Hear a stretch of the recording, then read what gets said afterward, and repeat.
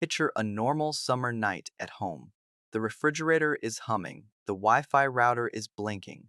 A phone is charging on the counter. One room is cool enough for a child, an older parent, or someone who has to sleep before work. Then the power goes out. At first it feels like a hassle. Then the clock starts. The fridge is closed, but not forever. The phone battery drops. The Wi-Fi is gone. If the house is hot, one cool room starts to matter. And if the outage lasts long enough, the question is no longer, when will the lights come back? The question becomes, what is this going to cost us? That is the household signal in this episode. Backup power is no longer just a camping gadget conversation. For some American middle-class families, it is becoming a risk budget conversation. And the evidence is not just a feeling. The U.S. Energy Information Administration reported that in 2024, the average electricity customer experienced about 11 hours of power interruptions, with major events accounting for most of that outage time. That does not mean every family is about to lose power. It does not mean the grid is collapsing. It means a blackout is not an abstract infrastructure story when your food, phone access, remote work, and basic cooling all depend on electricity staying on.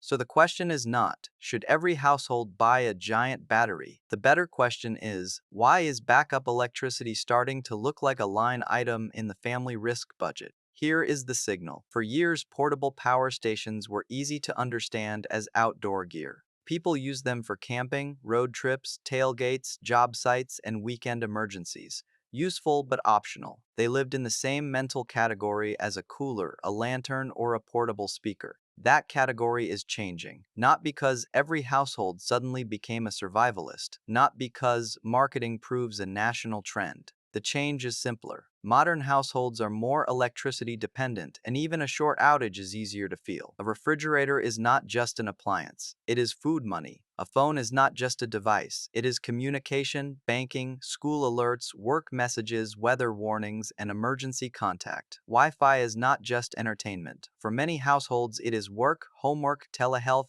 security cameras, and the way people manage the rest of their lives. Cooling is the clearest example. During a mild outage, a family may be annoyed. During a hot outage, one working fan, one charged phone, or one usable room can become the difference between inconvenience and real household stress. That is why this topic belongs in a financial channel, not a gadget channel. The financial question is whether electricity reliability is becoming something households have to plan around, like insurance deductibles, emergency savings, car repairs, or medical copays. Let me translate the two technical words before we go further. Grid reliability does not mean the grid never fails. It means the system has enough margin when conditions are normal and enough resilience when conditions become abnormal. Backup power does not mean run the whole house. For most households, it means buying time for a few essential functions. Now the signal comes from three places. The first is weather risk. Hotter summer conditions do not predict a specific outage on your street, but heat turns power loss into a household comfort and safety problem faster. The second is the grid itself. The North American Electric Reliability Corporation assessed that, under normal summer peak conditions, all regions have adequate anticipated resources. That sentence matters. It is the opposite of panic, but the same reliability assessment also says some areas can face elevated risks under more extreme summer conditions or localized constraints. That is the real story, not collapse, not certainty. Conditional risk. The third is demand. Official summer assessments projected higher electricity consumption than recent summers, with August expected to be a key peak month. Higher demand does not automatically create outages. Utilities plan for demand. Grid operators plan for summer. But higher demand raises the importance of the margin between what the system can provide and what homes, businesses, air conditioning, electric vehicles, and large loads are asking it to do at the same time. This is where the AI economy enters the story. Carefully. Data centers and other large loads are one factor pushing electricity demand forecasts higher. That does not mean AI data centers are causing your blackout. It does not mean a server building somewhere will make your refrigerator shut off. It means the electricity system is being asked to serve more things at once. The household does not need to understand every megawatt. The household needs to understand the direction of pressure. And when pressure rises, backup power moves from a hobby conversation into a budgeting conversation. The mechanism is not not complicated. First, weather and demand pressure raise reliability concerns. Second, reliability concerns make households look at essential devices. Third, essential devices turn a short outage into a practical household cost. Fourth, once a risk becomes practical, families start asking budget questions. How often does the power go out here? How long does it usually take to come back? What would we lose if the fridge was off for several hours? Can we work, communicate, and keep one room cool? What would we need to keep running, and what would be nice but not essential? That is the move from gadget to risk plan. Here is the second hook of the story. The most important thing is not the battery. The most important thing is the list of essential functions. A household does not experience a blackout as an electrical engineering problem. It experiences it as a sequence of small failures. The router dies, the phone stops charging, the refrigerator becomes a timer, the freezer becomes a question mark. The person working from home loses the meeting. The person who needs a charged phone for a morning shift starts watching the battery percentage. If the outage lasts only a few minutes, life moves on. If it lasts a few hours, the family starts making decisions. The CDC and FDA give a simple household boundary. If the refrigerator door stays closed, refrigerated food is generally safe for about 4 hours during a power outage. That single number is important because it turns a vague risk into a clock. After 4 hours, the household is no longer just waiting. It may be deciding what food can be saved, what has to be thrown away, whether to buy replacement groceries, whether to find ice, and whether the next outage requires a plan. That is why a blackout can become a bill. Not always, not for everyone, but for enough households, often enough to make backup electricity a real budget conversation. Let's make this concrete. A family lives in a suburb outside a major metro area. 2 adults work. One works partly from home. They have a child who uses a tablet for school messages and an older parent who does not handle heat well. They are not preppers. They are not trying to live off-grid. They are just trying to keep the week from falling apart. A storm rolls through at night. The power goes out. At first they wait. They check the utility outage map on a phone. The estimated restoration time says 2 hours, then 4 hours, then assessing damage. The fridge stays closed, the freezer stays closed. The phone batteries become more important. One adult needs to send a work update in the morning. The older parent needs the bedroom to stay tolerable. The child wakes up because the house is getting warm. At this point, the family is not thinking about energy policy. They are thinking about food, communication, cooling, and tomorrow's workday. If they have no backup power, the plan may be simple. Conserve phone battery, avoid opening the fridge, drive somewhere with power, buy ice, and maybe lose groceries. If they have some backup power, the plan changes. Not because they can power the whole house. Most portable systems cannot do that. The plan changes because the family may be able to keep a few essential functions alive. A phone, a router if the internet line is still working, a small fan, a medical or comfort device depending on the household. Maybe some short-term support for food protection depending on the equipment and the load. That is not energy independence, it is risk reduction, and that distinction matters. A lot of bad content around this topic turns every outage into a sales pitch. That is not what this is. This is not a recommendation to buy a specific product. It is not a claim that battery backup saves money. It is not a promise that a solar panel and a portable power station can replace a home electrical system. The useful question is much more practical. Which functions does your household need to protect for the first few hours of an outage? For one family, that might be phones and Wi-Fi. For another, it might be a refrigerator and a fan. For another, it might be a medical device or a way to keep one room usable. For another, the right answer may be no purchase at all, because outages are rare, short, or easy to manage. That is why the counter-argument is important. Most U.S. households do not need to rush into a large backup power purchase. Many outages are short. Risk varies by location. Some households already have other plans. Backup devices have real costs, capacity limits, safety issues, storage needs, and maintenance questions. A device that looks powerful in an advertisement may not run the appliance a family assumes it will run.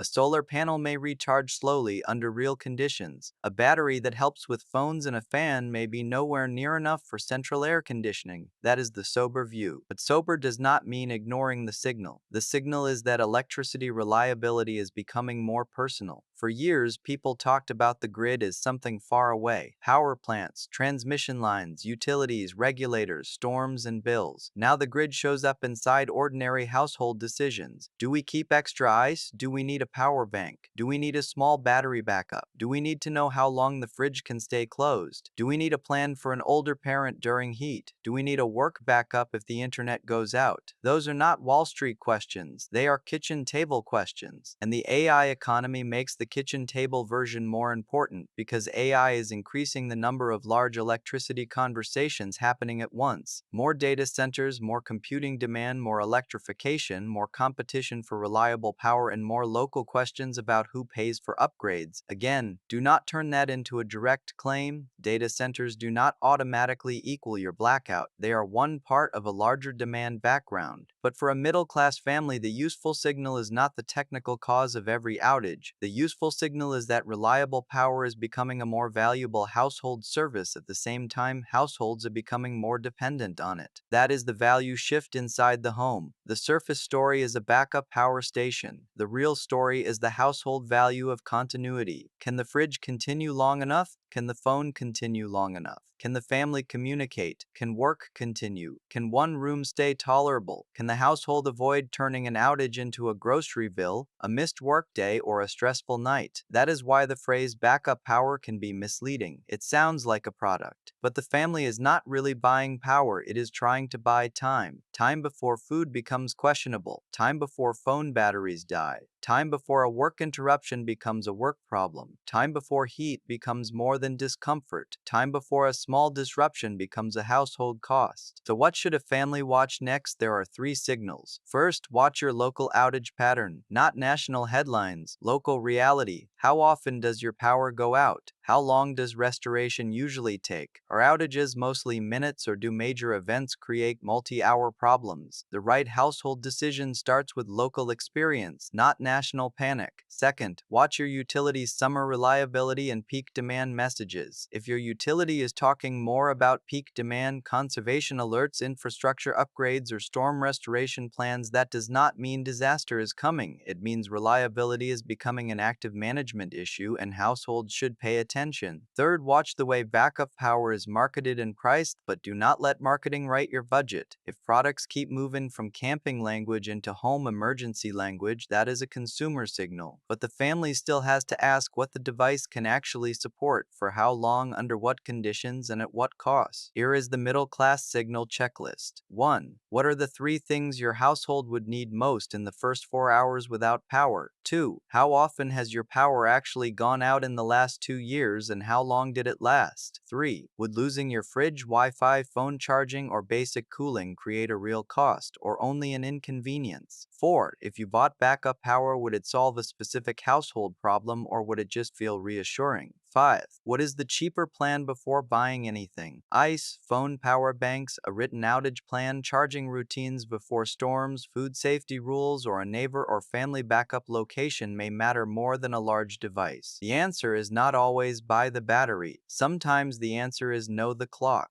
Sometimes the answer is protect the phone. Sometimes the answer is have a food plan. Sometimes the answer is check whether your area actually has the risk you think it has. And sometimes, for some households, the answer may be that backup electricity has moved from optional gear to a serious budget item. That is the balanced signal. A short blackout is not always a financial event, but it can become one when electricity is tied to food, communication, work, heat, and family care. So do not read this as a warning that the grid is collapsing. Read it as a translation. The AI economy is not only changing offices and paychecks, it is also increasing the value of reliable power. And when reliable power becomes more valuable, ordinary families may start noticing the cost of not having it. That is why this belongs in the same channel as jobs, wages, bills, and household risk. You do not need to understand the entire energy system. You do not need to follow every data center announcement. You do not need to become a power expert. You need to know which signals may reach your household before before they reach the headline. This episode is the backup power signal. The next signals will bring us back to work, wages, promotion risk, and the parts of the AI economy that can reach a paycheck before they reach a headline. In this case, the signal is simple. Backup power may be moving from optional gear into the household risk conversation. Not for every family, not as a panic purchase, not as a product recommendation, but as a question more middle-class households may have to answer. If the power goes out this summer, what exactly are we trying to keep running, and how much is that protection worth? If you are watching AI, jobs, wages, bills, or family risk, that is the kind of signal worth tracking. I do not predict the future. I read the AI signals before they hit your paycheck.